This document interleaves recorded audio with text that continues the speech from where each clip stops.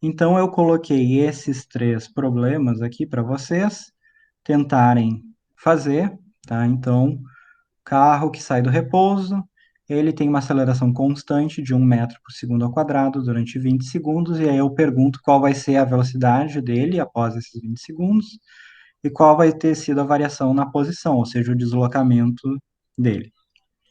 O outro é um carro, está em movimento retilíneo uniforme, 80 quilômetros por hora, e ele vai frear 2 metros por segundo ao quadrado. Isso aqui corresponde a uma aceleração constante, mas notem isso aqui frear, né? Então, isso é uma das coisas que vocês têm que perceber. Significa que o carro estava andando assim, com a velocidade inicial dele de 80 quilômetros por hora assim, e essa aceleração aqui vai ser assim, não é? Vai ser oposta a ele. Portanto, quando vocês forem equacionar isso aqui, vocês vão ter que, se vocês consideram essa velocidade positiva, essa aceleração vai ter que ser negativa, né? Então, lembrem, isso é uma coisa que vocês têm que cuidar. E eu pergunto qual o intervalo de tempo necessário para ele parar completamente. Ele parar significa o quê? A velocidade final dele ser nula.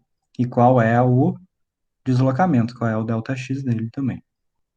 E aí, para vocês compararem o efeito que a velocidade faz nessas coisas, né? São a mesma pergunta, aqui os mesmos questionamentos dessa questão anterior, só que a diferença é que a velocidade inicial é 120 quilômetros por hora. E aí lembrem também, né? Outro detalhe, a gente está aqui em quilômetros por hora, a aceleração está metro por segundo ao quadrado, então para resolver essa questão aqui, então vamos dizer que essa seja 2 e 3. Então para resolver a questão 2, a gente precisa converter isso aqui para metro por segundo. Então, lembrem, né? Movimento retilíneo uniformemente variado. Tá? Essas aqui vocês têm que saber, tá? Porque elas são tão usadas que a gente acaba tendo que decorar elas, mas elas são fáceis, tá? É posição final, é posição inicial, mais velocidade inicial vezes o tempo, mais aceleração, tempo ao quadrado, sobre 2, também velocidade final, igual a velocidade inicial, mais aceleração vezes tempo, tá? E final ao quadrado, igual a velocidade inicial ao quadrado, mais duas vezes a aceleração vezes a variação da posição. Então, a primeira questão dizia o seguinte, né? Um carro sai do repouso. Bom, primeira coisa, então, para identificar aqui é imediatamente quando vocês veem isso aqui, né? O carro sai do repouso, quer dizer que a velocidade inicial dele era nula. Ele acelera 1 metro por segundo ao quadrado durante 20 segundos. Então, qual será a velocidade e qual será o deslocamento desse carro? E aí, bom, primeira coisa, né? Lembrem a relação entre velocidade e aceleração. Então, é o que está escrito ali também no movimento, nas equações, né, que a gente viu do movimento retilíneo uniformemente variável. Uniformemente variável, né? Velocidade final é igual a velocidade inicial mais A vezes T. Lembrem, essa equação aqui, ela também não é nova para vocês, né? Porque a gente já tinha visto isso quando a gente viu a aceleração, né? Lembrem que a aceleração é ΔV por T, aceleração constante, né? Mas o ΔV, ele é VF menos VI sobre T. Então, na verdade, essa equação e essa são a mesma coisa, elas só estão escritas de maneira diferente, né? Porque se a gente passa o T para cá e o VI também para o outro lado, a gente chega nisso aqui. Então, vamos aplicar isso para essa pergunta, né? Qual será V? Então, a gente quer calcular a velocidade final dessa coisa, né? Velocidade em algum instante futuro. Bom, a velocidade final é o quê? A inicial, que é zero, mais a aceleração, que é 1, vezes o tempo, que é 20. O que isso significa? Nossa velocidade vai ser 20, o quê? Metros por segundo, né? Porque a gente está no sistema internacional. Tá? Então, essa era a primeira parte dessa pergunta. Aí a outra pergunta é qual é o ΔX, ou seja, qual é o deslocamento desse carro.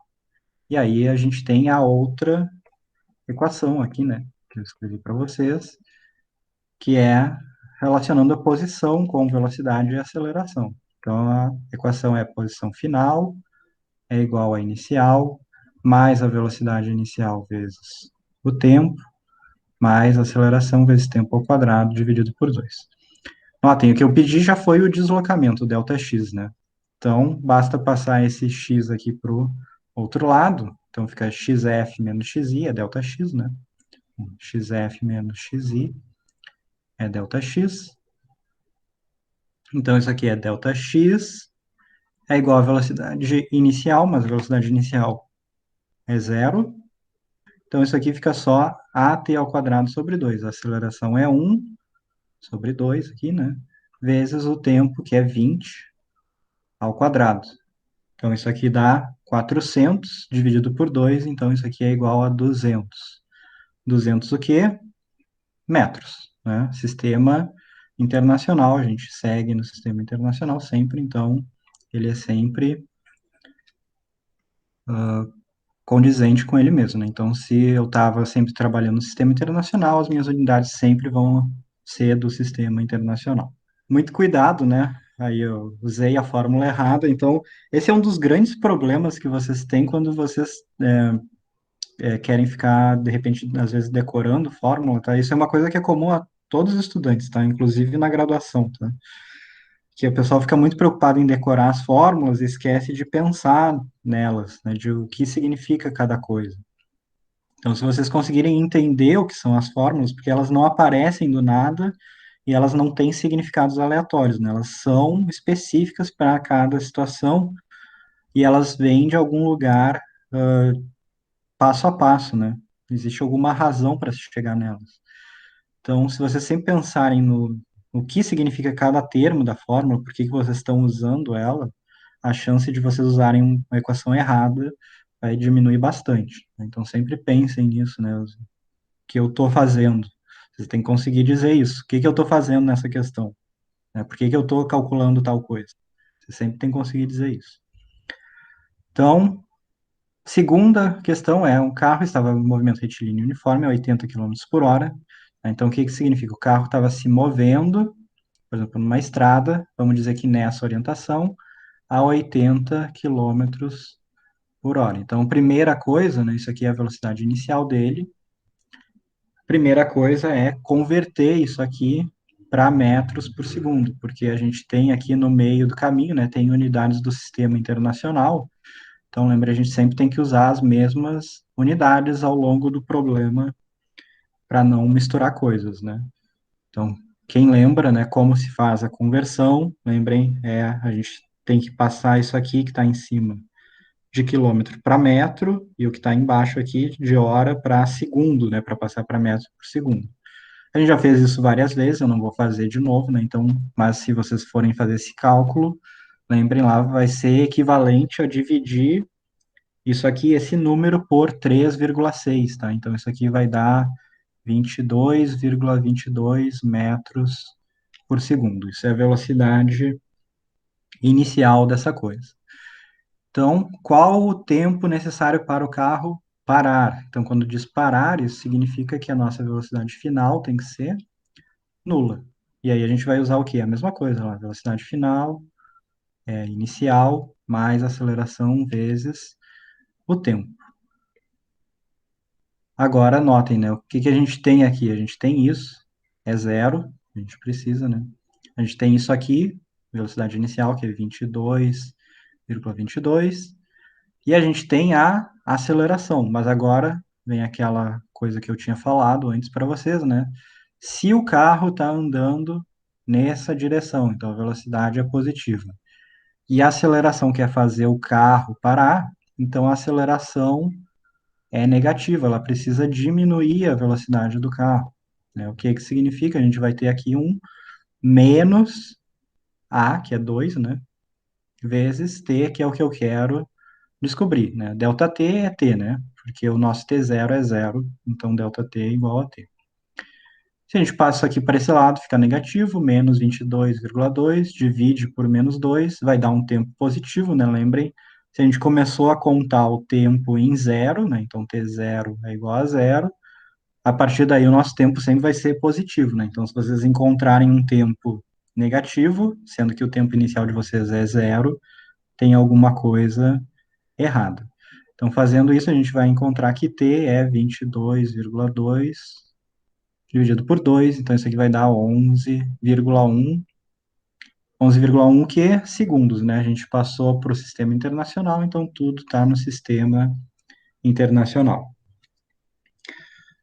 E aí, bom, qual vai ser o ΔX? A gente vai ter que fazer aquela mesma coisa, né? Então, escrever lá ΔX igual a velocidade inicial vezes tempo, né, mais aceleração vezes tempo ao quadrado, sobre 2. Só que cuidem, quando a gente botar esse A aqui, a gente vai ter que usar o quê? Menos 2, né? Tá? Então, eu vou só colocar a resposta aqui, tá? Então, o ΔX de, de vocês vai ficar igual a 22,2 vezes o tempo que a gente acabou de descobrir, 11,11, menos 2 sobre 2 vezes o tempo, 11,11 ao quadrado, tá? E aí, se vocês calcularem isso aqui, vocês devem encontrar alguma coisa próxima de 123,5 metros. O que isso significa? Se vocês estiverem numa estrada, num carro que está a 80 quilômetros por hora e ele frear a 2 metros por segundo, vocês vão precisar de aproximadamente 11 segundos para parar e percorrer 123 metros, ou seja, uma distância bem grande, tá?